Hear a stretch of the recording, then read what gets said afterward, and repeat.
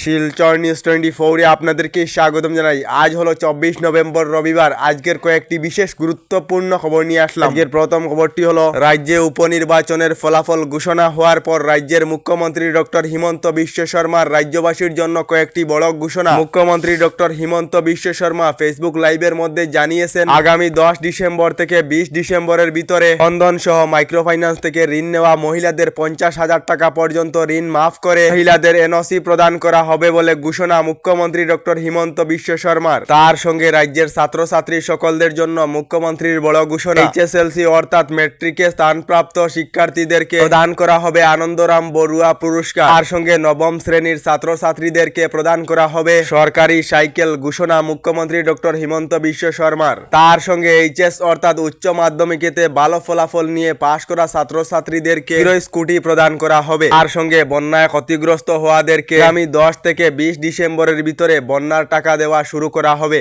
এদিকে রাজ্যে মাধ্যমিক পরীক্ষার দিন ঘোষণা করা হয়েছে। কেন্দ্রীয় মাধ্যমিক শিক্ষা বোর্ডে ঘোষণা করেছে পরীক্ষার সময়সূচি। 2025 সনের 15 ফেব্রুয়ারি থেকে আরম্ভ হবে পরীক্ষা। প্রায় 44 লক্ষ ছাত্রছাত্রী অবতীর্ণ হবেন পরীক্ষার সঙ্গে সকালের দিকে প্রায় সমূহ পরীক্ষা অনুষ্ঠিত করার সিদ্ধান্ত।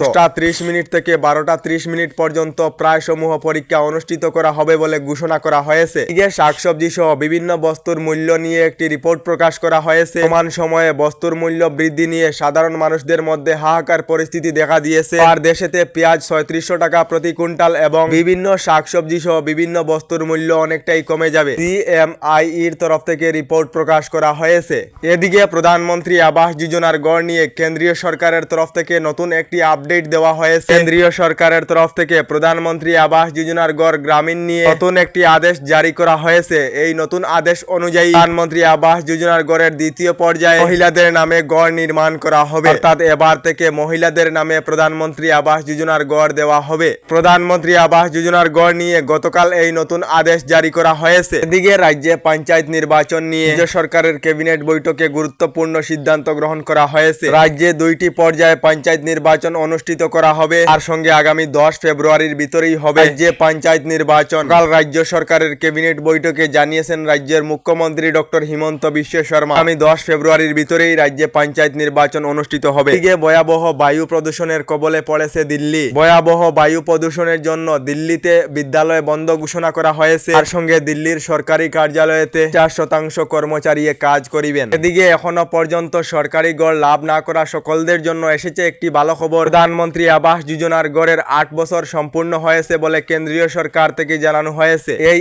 8 বছরের মধ্যে দেশের 3 কোটি গরিব দুঃখীদেরকে প্রধানমন্ত্রী আবাস যোজনার অধীনে গড় দেওয়া হয়েছে। সঙ্গে এই 8 বছর সম্পূর্ণ হওয়ার ফলে 25টি রাজ্য সরকারের সাথে বৈঠক করা হয়েছে। বৈঠকে কেন্দ্রীয় সরকারের তরফ থেকে জানানো হয়েছে দেশের প্রায় 18 থেকে 20 লাখ লোকেদেরকে সরকারি গড় প্রদান করা হবে। সকলেরা সরকারি গড় লাভ করেননি, শীঘ্রই সরকারি গড় লাভ করিবেন বলে কেন্দ্রীয় সরকার থেকে জানানো হয়েছে। আপনারা সরকারি গড় লাভ করেছেন না কমেন্টে নিশ্চয় জানাবেন। এদিকে রেশন কার্ড থাকা সকলদের জন্য এসেছে একটি জরুরি খবর। দেশের প্রায় 20 কোটি পরিবারেরা সরকারের রেশন কার্ড লাভ করেছেন। 20 কোটি রেশন কার্ড ডিজিটালীকরণ করা হয়েছে। গরিবেরা সুরক্ষিত খাদ্য লাভ করার জন্য ইকেওয়াইসি লাগু করা হয়েছে। সরকারি রিপোর্ট অনুযায়ী এখন পর্যন্ত প্রায় 64% লোকেরা কেওয়াইসি সম্পূর্ণ করে নিয়েছেন। এখনো পর্যন্ত যদি আপনারা রেশন কার্ডের ইকেওয়াইসি সম্পূর্ণ করেননি তাহলে শীঘ্রই করে নিন। কারণ হলো মোদী সরকারের তরফ থেকে প্রায় দেশের 6 কোটি রেশন কার্ড বাতিল করা হয়েছে। এজন্য আপনারা যদি এখনো পর্যন্ত ইকেওয়াইসি সম্পূর্ণ করেননি তাহলে শীঘ্রই করে নিন, অন্যথায় রেশন কার্ড বাতিল করা হবে। আমাদের ডেইলি খবরগুলি ভালো লাগলে আমাদের ভিডিওতে লাইক দিয়ে চ্যানেলটিকে সাবস্ক্রাইব করে নেবেন।